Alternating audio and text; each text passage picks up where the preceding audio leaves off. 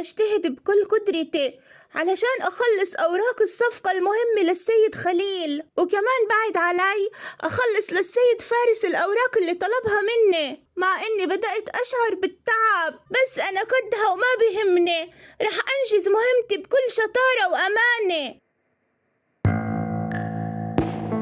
كمان نص ساعة وبصير موعد بريك الغدا تاع الموظفين. متأكد إنها هسه رح تترك شغلها وما رح تكمله وتروح على البريك وتفشل في المهمة. أما إذا استمرت في شغلها وهلكت نفسها تتخلصه، معناها إنها مستعدة لأي إشي بس عشان المصاري، وطبعا عشان بابا يضل راضي عنها وماشي بمشروعه معها.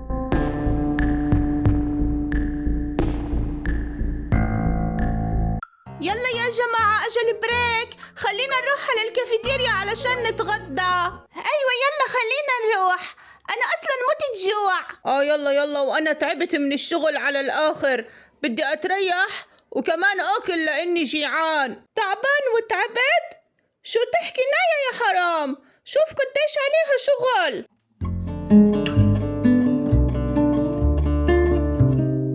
عن جد مسكينة نايا. طب بس ليش انت ما ساعدتيها؟ لأنه السيد فارس حكى إنه لازم الآنسة نايا تعملهن لحالها. أيوة، العاد هاي أوامر عليا، إحنا ما دخلنا فيها.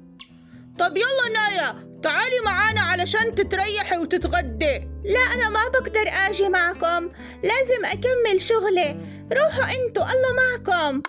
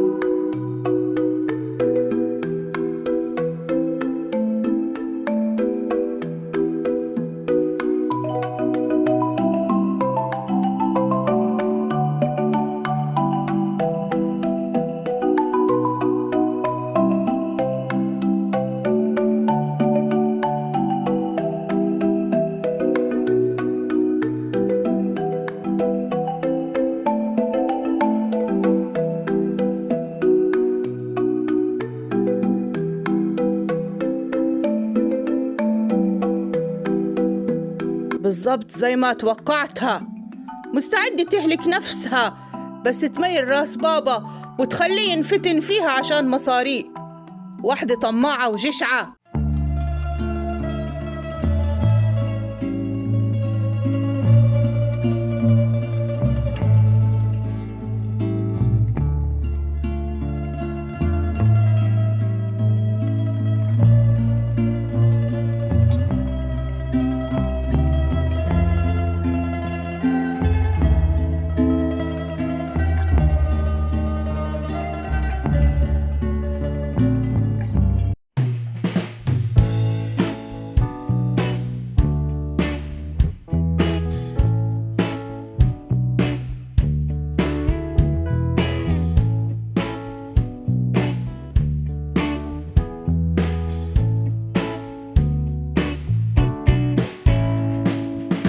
مسكينة نايا، رحنا على البريك ورجعنا وهي لساتها بتشتغل، ما تريحت ولا نتفي مسكينة.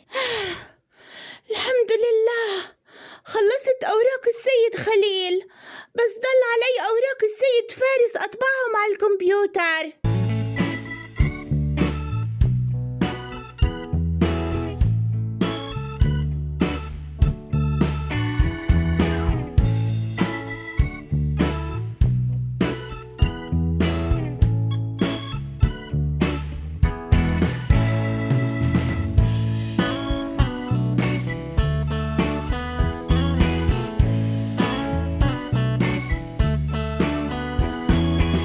يا الله، خلص الدوام والموظفين كلهم روحوا، ما ضل حدا إلا أنا، وكمان متت من التعب، على الآخر تعبت، بس شو بدي أعمل؟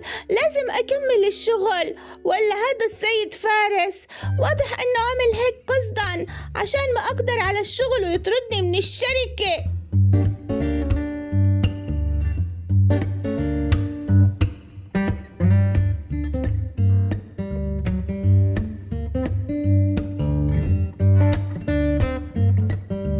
ما دمت بتبحثي عن المصاري وهي أهم إشي عندك بالحياة، ماشي يا ست نايا، خليني أعطيكي مصاري زي ما بدك لكن بطريقتي.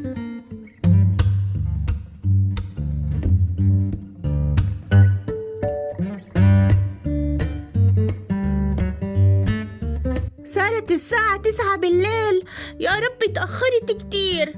منيح إنه معي سيارتي، ولا كان كيف بدي أروح بهالوقت المتأخر لحالي.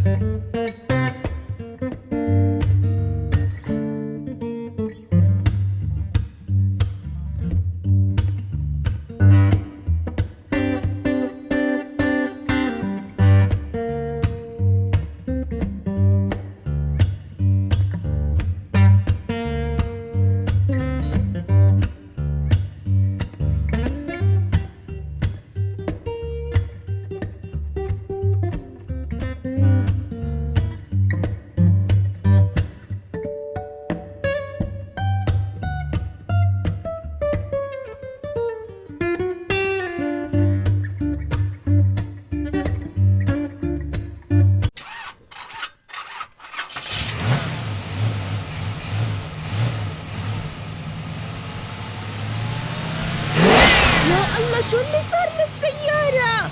كيف هيك خربت من حالها؟ الصبح كانت شغالة ألف ألف. واضح إنها مش عارفة تشغل موتور السيارة. أبصر مين هاد يا حرامي اللي خرب لها إياه. يلا خليني أروح عندها وبين قدامها الملاك المنقذ.